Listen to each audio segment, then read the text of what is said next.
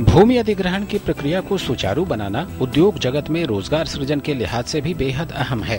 हाल के दिनों में सरकार ने देश में निवेश की दर बनाए रखने के लिए कई कदम उठाए हैं ताकि चालू खाता घाटे को कम किया जा सके और आर्थिक वृद्धि को तेजी दी जा सके। अर्थव्यवस्था में हालिया मंदी के अलावा सरकार की दीर्घकालीन विदेशी पूंजी को आकर्षित करने की कोशिश को तब झटका लगा जब दुनिया के दो सबसे बड़े इस्पात निर्माताओं आर्सेलरमित्तल और पॉस्को ने अपने कदम खींच लिए। ये भारत में सबसे बड़े पूंजी निवेश होने वाले थे।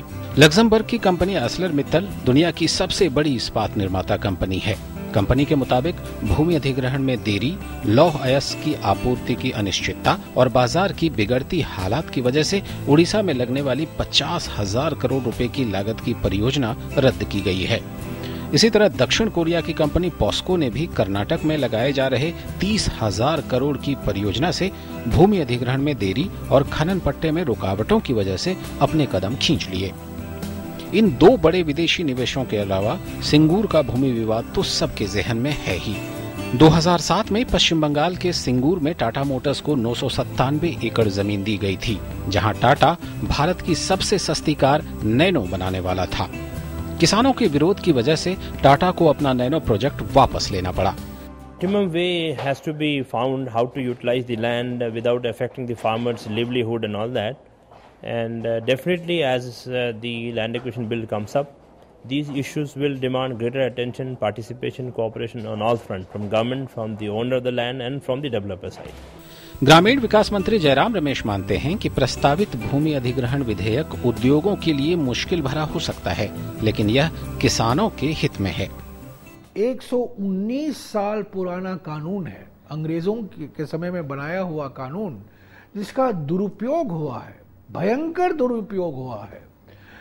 किसानों के हित में नहीं है, जो आजीविका खोते हैं उनके हित में नहीं है, और जो बिल्कुल उसमें पारदर्शिता नहीं था और कोई मुआवजा जो दिया जाता था, बिल्कुल मैं समझता हूं हंसी मजाक का एक विषय बन गया था।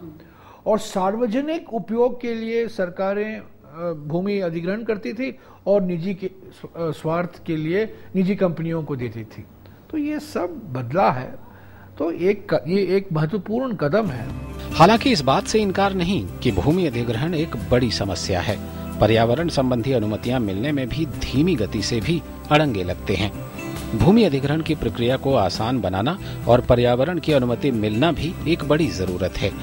निवेश के क्षेत्र में बड़े खिलाड़ियों के कदम खींचने से भारत के उन कदमों को झटका लगा है जिसके तहत वो चालू खाता घाटे को कम करने की कोशिशों में लगा है। फिर भी ऐतिहासिक भूमि अधिग्रहण विधेयक के लोकसभा में पारित होने से उम्मीद की जा सकती है कि किसानों और उद्योग जगत के हितों की रक्षा हो पाएगी। Business desk, DD news.